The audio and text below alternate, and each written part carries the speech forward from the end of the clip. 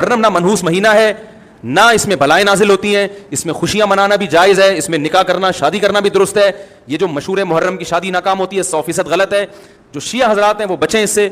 ہمارے ہاں یہ بالکل اس کی اجازت ہے، آپ محرم میں نکاح بھی کریں، محرم میں آپ اپنے بچوں کا عقیقہ بھی کریں، آپ اس جو ہے جو بھی خوشیاں ہیں آپ اس کی کریں، تاکہ اسلام کا جو رخ ہے نا، اسلام میں کوئی مہینہ منحوس نہیں ہے۔ لوگ کہتے ہیں محرم میں ہم نکاح کیوں کریں بھائی، فرض واجب تو نہیں ہے نا، چلو حرام نہیں ہے لیکن فرض بھی تو نہیں ہے نا۔ دیکھو مشرکین مکہ کیا کرتے تھے، بتوں کے نام پہ جانور چھوڑتے تھے، پھر ان کا گوشت نہیں کھاتے تھے۔ اللہ نے فرمایا کہ تم نے خدا کی حلال کردہ چیز کو کیسے حرام کر دیا تم نے۔ نبی صلی اللہ علیہ وسلم نے قسم اٹھائی میں شہد نہیں کھاؤں گا، آپ نے فرمایا لما تحرم ما احل اللہ لک، اے نبی جو چیز اللہ نے آپ کے لیے حلال کر دی آپ کیسے اپنے اوپر حرام کر رہے ہیں۔ اس سے پتہ چلتا ہے کہ اگر آپ محرم میں نکاح کرنا چاہتے ہیں لیکن آپ یہ سوچ کے ڈیلے کر دیتے ہیں کہ بھائی اس مہینے میں لوگ نکاح کو برا سمجھتے ہیں، تو یہ ڈیلے کرنا آپ کے لیے ناجائز ہوگا، کیونکہ لما تحرم ما احل اللہ لک، اللہ نے جس چیز کو تمہارے لیے حلال کیا تم نے کس دلیل کی بیس کے پر اپنے اوپر پابندی لگائی ہے اس پر۔ محرم میں شادی کرنا ہمارے معاشرے میں اچھا نہیں سمجھا جاتا، آپ کی کیا رائے ہے؟ یہ روایت توڑنا زیادہ ثواب کا کام ہے یا محرم میں شادی نہ کرنا ہی بہتر ہے؟ اس کے حوالے سے جو یہ اویس قادری صاحب نے پچھلی دفعہ جو یہ حرکت ارشاد فرمائی تھی، تو میری ویڈیو آ چکی ہے، رپلائی ٹو اویس قادری اور حضرت معاویہ رضی اللہ تعالیٰ عنہ۔ اس میں انہوں نے بھی اپنی بچی کا نکاح والا معاملہ کیا تھا محرم کے اندر، تو اس پہ میں نے اپنی ورڈک دے دی تھی۔ میرے نزدیک تو کوئی ایسی حرکت نہیں کرنی چاہیے جس کی وجہ سے مسلمانوں میں فتنہ کھڑا ہو، اور اس میں ایک حرکت یہ بھی شامل ہے۔ اس حوالے سے بخاری مسلم میں حدیث ہے، عائشہ اگر تیری قوم نئی نئی جہالیت سے نہ پھری ہوتی تو میں خانہ کعبے میں جو حتیم ہے اسے توڑوا کے کعبے میں داخل کر دیتا، حضرت ابراہیم کی بنیادوں کے اوپر۔ محرم میں شادی کرنے کو جو لوگ کنڈیم کرتے ہیں نا، وہ بھی یہ نہیں کہتے کہ محرم میں شادی کرنا حرام ہے، یہ صرف اخلاقاً وہ آپ سے ڈیمانڈ کر رہے ہوتے ہیں۔ اگر آپ کے گھر میں میت پڑی ہوئی ہو تو شادی کیا آپ ڈیلے نہیں کرتے؟ بعض اوقات ایک ایک مہینہ ڈیلے ہو جاتی، وہاں تو کوئی نہیں کہتا جی سوگ تو 3 دن ہے، چوتھے دن پھر بیاہ رکھ لو، کہتے ہیں نہیں یار حالت نہیں ایسی، کہتے ہیں نا۔ تو اس دن مسلمانوں کے اس 10 محرم کے دن یا محرم کے پہلے 10 دنوں میں مسلمانوں پہ ایک افتاد ٹوٹی ہوئی ہے کربلا کی شکل میں، جس کی تکلیف آج تک ہم فرقہ واریت کی شکل میں کاٹ رہے ہیں۔ خام خواہ اس طرح کے معاملات کو لے کے چلنا، اور اس کو سپورٹیو میں وہ حدیث بیان کروں گا بخاری کی کہ واشی تیرا اسلام تو قبول ہے لیکن اپنی شکل مجھے نہیں دکھانی۔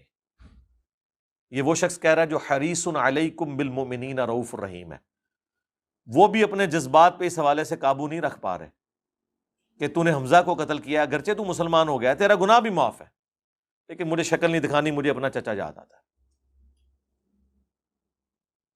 اب اسے کوئی کہے گا کہ بغض واشی تھا حضور کے دل میں، بغض واشی ہوتا تو حضور بدلہ لیتے، ہاں دل میں غم حمزہ تھا،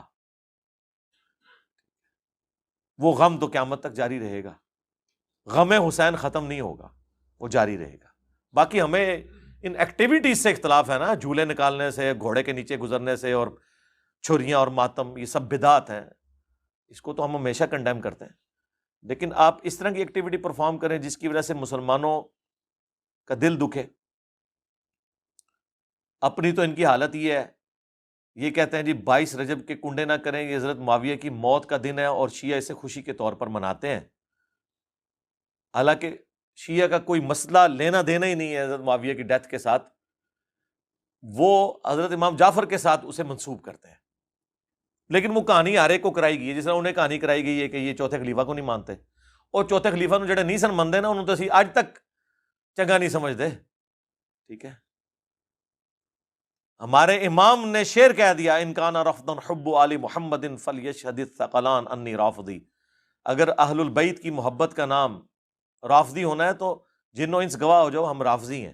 امام شافعی نے یہ شعر کہہ دیا، تو وہ چوتھے خلیفہ کی محبت میں ہی کہا ہوا ہے نا، اہل البیت کی محبت میں ہی کہا ہوا ہے نا علیہم السلام۔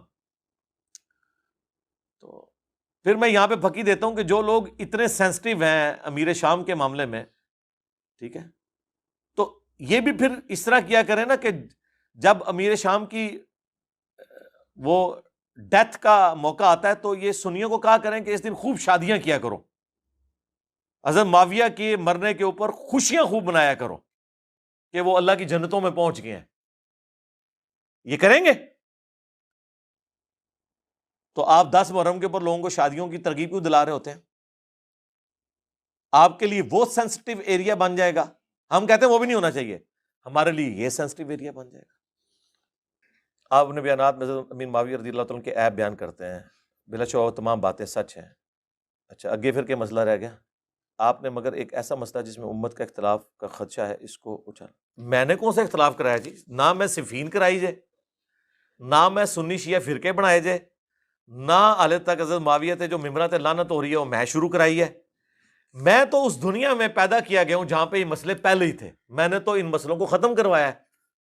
اچھالا کہاں سے ہے؟ اچھالا تو ان لوگوں نے جنہوں نے بے خطا بے گناہ معاویہ معاویہ نعرے لگوائے ہیں۔ ہاں، اچھالا انہوں نے ہے جنہوں نے قسطنطینیہ کی بشارت یزید ابن معاویہ پہ فٹ کی ہے۔ میں نے کہاں سے اچھالا ہے؟ پہلی دفعہ یہ میں نے مسئلہ اس وقت ہائی لائٹ کیا جب 2009 میں ڈاکٹر ذاکر نائک نے ہزاروں لوگوں کی موجودگی میں ویڈیو ریکارڈ کرائی اور وہ لاکھوں کروڑوں مسلمانوں تک پہنچی، جس کی وجہ سے اس کے اوپر بین بھی لگا اور لوگوں نے احتجاج بھی کیا۔ ہم تو جواب دے رہے تھے، آپ ہمارے سروں پہ جوتیاں ماریں اور ہمیں رونے بھی نہ دیں۔ میں نے کسی وابی مولوی کو نہیں دیکھا کہ وہ ذاکر نائک کا رد کرے، اور جب ہم نے جواب دیا ہمارے رد پہ آ گئے۔ اس کا مطلب ہے یہ یزید کے ساتھ ہیں، اللہ ان کا حشر یزید اور اس کے خاندان کے ساتھ کرے، ہمارا حشر اہل البیت کے ساتھ اور صحابہ اکرام کے ساتھ کرے، آمین۔ علی بھائی، حضرت علی کا ساتھ دینے پر پوچھنے پر حضرت عمار کا منافقین والی بات کا ذکر کرنا ان کا صرف اجتہاد تھا یا کسی اور طرف اشارہ تھا؟ اشاروں کے اوپر میرے بھائی فیصلے نہیں ہوتے جب تک اسپیسیفکلی کوئی بات نہ کرے۔ اشارہ ہو بھی سکتا ہے، نہیں بھی ہو سکتا، کیونکہ ان سے پوچھا گیا تھا آپ کو کوئی خاص ایسی بات بتائی گئی ہے، تو انہوں نے کہا نہیں، خاص بات تو بتائی گئی ہے جو وہ حذیفہ ابن یمان کو ہی بتائی گئی ہے کہ منافقین کے نام ہے، ہمیں کوئی ایسی خاص بات نہیں بتائی گئی۔ ٹھیک ہے، اب اس کو بعض لوگ ریلیٹ کرتے ہیں کہ انہوں نے حضرت علی کے مخالفین کو منافق کہہ دیا، تو ایسا نہیں ہے۔ حضرت عمار اتنے دلیر تھے کہ انہیں کوئی آر نہیں تھی کہ وہ ڈائریکٹ نام بھی لے لیتے۔ سرکار ان کو کس چیز کا ڈر تھا؟ ان جیسا ایمان ہے کسی کا؟ سنن نسائی میں حدیث ہے، حاکم میں بھی ہے کہ یہ سر کے بالوں سے پاؤں کے ناخنوں تک عمار بن یاسر ایمان سے پر ہے۔ ٹھیک ہے جی، اور بخاری کے الفاظ ہیں کہ اللہ نے عمار کی زبان کو شیطان سے پناہ دی ہوئی ہے۔